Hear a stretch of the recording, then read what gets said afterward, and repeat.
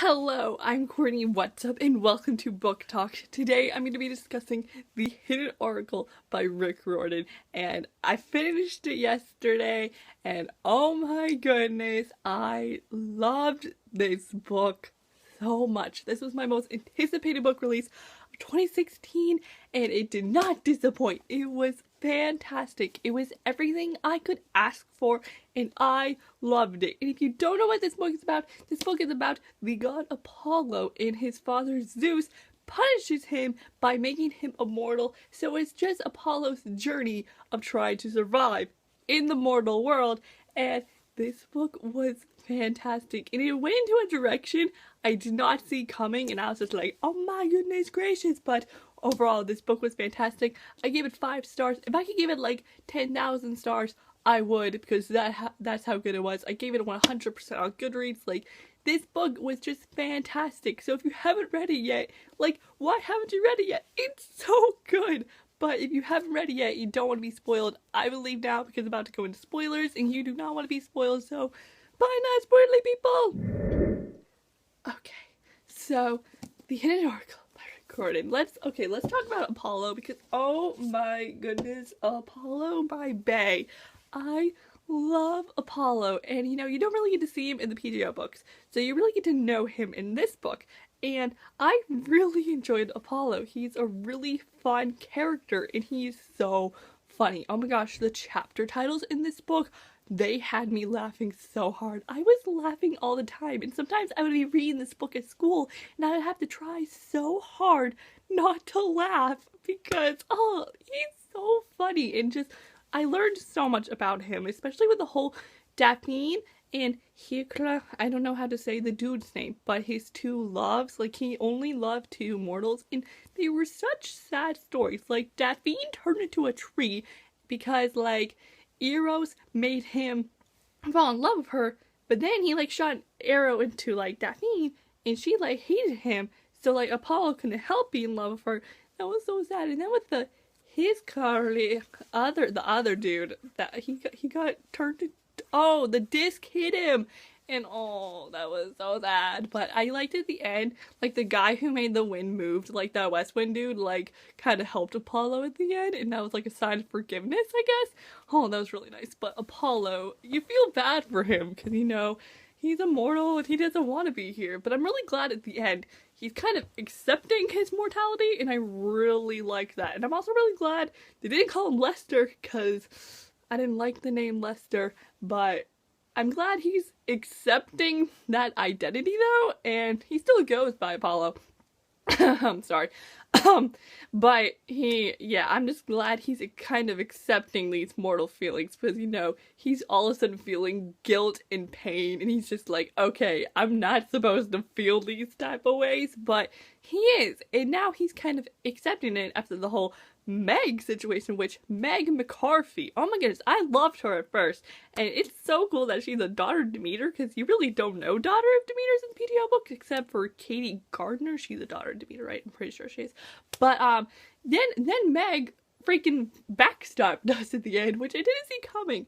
Freaking Nero is her stepfather, and then, like, when Apollo kind of made the realization that, like, Nero and the Beast are the same person, and Meg didn't know that, felt so bad, and he was trying to tell her that, but Meg has just been told her whole life that the Beast killed her father, and then this Nero dude came in and helped her survive, and I want to find Meg. Where did Meg and Peaches, the grain spirit, oh my goodness, I love Peaches, but where did she go? We need to find her, and I'm so excited to go on our adventure in the next book, The Dark Prophecy. I'm so excited. Now we have to wait another year.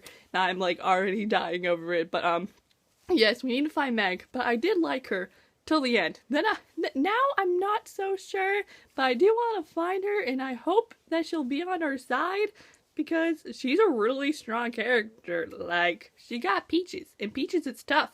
But, oh my goodness, I loved it at the beginning when Peaches shows up in the beginning, and Percy's just like, don't do anything, and then, like, Peaches saves the day, and then Percy had, like, that cold, and he's just, like, sneezing everything, and then the cops show up. Oh my goodness, speaking of Percy, I loved being with Percy again. And I'm really glad, you know, at first after Percy left, I was just like, okay, but when is Percy gonna show up again? But after a little bit, like, the more I kept reading, the more I didn't want Percy to show up. Because this is Apollo's story. This is not Percy's story. And I'm, like, accepting that. And I'm glad he did show up at the end. And I was just like, yay, Percy's back. But, you know, this is Apollo, and I'm glad Percy, like, specifically states that he's not going to help Apollo. Like, at the end, Percy's just like, no, I am not offering you help. Like, I gotta pass school and try not to avoid, like, getting killed by animus. Oh, and those little Percy mentionings, oh my goodness, they, like, killed me, like, very slowly. Like, the tiniest Percy mentionings can give me heart attacks, but I love that Percy was there, and oh my goodness, seeing Sally Jackson, oh my goodness, favorite mom, and she's pregnant. She's having a baby. She's 7 months pregnant. Like, and then Percy was like, I'm gonna have a baby sister. And I was just like, oh, I'm so happy for Percy. And I found it really interesting that Percy made this promise to his family and to Annabeth that he's not gonna go on a big quest or prophecy thing again, which, I don't know. I mean, he might get involved in this because, you know, the gods love involving Percy into stuff. But hopefully, I hope he shows up again just to help with, like, little stuff. You know, like what happened at Camp Half-Blood, the battle at the end, which is the battle at the end. That was hilarious. The whole Colossus thing and how he got the plague disease and it was hay fever. And then he sneezed his head off. Like, what? Like, what type of battle would end like that? But I'm sorry. My throat. Yeah, but the battle at the end was hilarious. Yeah, but I love seeing Percy. I loved all these mentionings of everyone. Like, you get to see how everyone is. And I love being at Camp Half-Blood during the wintertime because you really don't get to see in the PGO books what wintertime is like. And, like, instead of 400 people during the summer, there's, like, only 12 people during the winter, including Will and Nico. And Will and Nico are canon, guys. Solangelo is real. And, oh, I loved seeing them together. And I love that scene, the first scene between them. And Will's just like, I apologize for my boyfriend. And Nico's just like, don't call me that. And Will's just like, what do you want me to call you then? Significant other or something? And Nico's just like, I prefer significant annoyance. And oh, that was great. And then we learned from Nico and Will that Jason and Piper are in California living with her dad, and Hazel and Frank are in Camp Jupiter. And then Leo is still, you know, doing his own business in this whole Leo situation, okay? Nico tells us that a few days after the war, Leo sent this hologram to Camp Half-Blood being like, hey guys, what's up? Bad news, I died, but the good news is I survived and I'm with Calypso and we're traveling the world. And Leo, like, I can't believe you would do that. Like, I can't believe that happened. And then I loved how Nico was like, every time I like need to get mad, I just look at it. Because I guess everyone was mad over it, and I loved it at the end. Oh my goodness, the whole prophecy thing. I can't believe, like, Percy kind of realized that Leo was a part of the prophecy, like, Leo and Fetis, and then Leo shows up at the end, and oh my goodness, being reunited with Leo, I didn't know if I was gonna, like, start crying, but I was just like, Leo! Oh my goodness, and I loved Nico makes a line for everyone, and everyone starts punching Leo, and then Leo starts having bruises, but Leo and Calypso went everywhere, man. And I love how Leo, he like got the lemonade for Calypso, and Apollo kind of realizes just that, you know, since Calypso doesn't have her powers, you know, Leo thinks that's his fault, so he's doing things for her. And oh my goodness, I love that scene when Leo gives her the lemonade and Calypso's just like, thanks babe, and Percy's just like, babe, like, you do our thing. And oh my goodness, we got the Percy and Calypso reunion. I wanted a Blood of Olympus, but it never happened. But I am so glad. It was awkward because I wanted it to be awkward, but they're good. I'm really glad everything between Percy, Calypso, and Leo are okay because I didn't want it to be rough, but like Percy and Leo hugged and that made me really, really happy. But oh my goodness, Leo and Calypso are going to be important parts of the story, and that makes me so happy because maybe Leo can redeem himself because of all the stupid stuff he did in Blood of Olympus, you know, making himself die. But yes, I'm so excited. The whole prophecy, bruh, the prophecy. Oh my goodness, we're all gonna die. Like, that prophecy. It's so weird, but like, at the same time, it kind of makes sense. But like, oh my goodness, the whole Grove and Donna situation. Of course, this oracle is just in Camp Half-Blood's backyard, like this whole time. And of course, this Truman Veritiv Holdings place. Oh my goodness, learning all this stuff about this company was making me so angry because they're practically the cause of all the stuff we've been through with the Titan War and the Giants War, and like, they supplied Luke, and I just can't believe we're finding this out now. Like, if only we knew this like beforehand.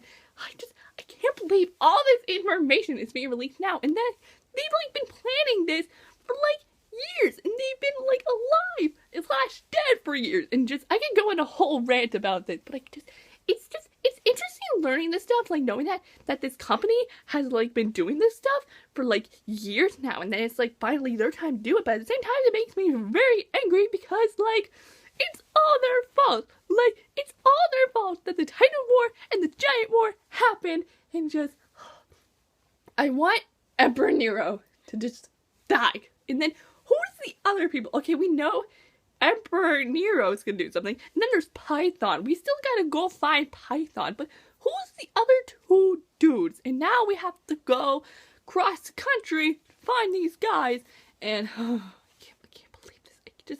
It just makes me mad that, oh, this company is the cause of everything my beloved characters have gone through. And it is interesting, though, learning all this stuff, like learning this background information on everything, but like, at the same time, it makes you so mad because you're just like, these people have caused all the pain that your characters have gone through, and just, I can't believe it. But I'm excited for Apollo and Leo and Calypso to go on their adventure, and I'm so excited to go to the West so we can see Jason and Piper and Hazel and Frank, and I was really hoping that one of them would show up, especially Hazel and Frank, because they're barely there in Blood Olympus, so I was just like, can I see my children again? But, yes, also, oh my gosh, okay, Annabeth was mentioned in, okay, bruh, okay, it's been pretty much confirmed that Trials of Apollo is taking place at the same time Magnus Chase is taking place, because Percy was like, you know, Annabeth is gone, and Apollo's like, what do you mean gone? And Percy's just like, oh, Annabeth went to Boston for a few weeks for a family emergency, and I was just like, Magnus Chase, you mean? Yeah, Magnus, yep, Magnus, it's like, Magnus Chase has already happened, and it's just like, what? But, oh my goodness, I can't believe they're taking place at the same time. What if Magnus Chase and Trials of Apollo collide?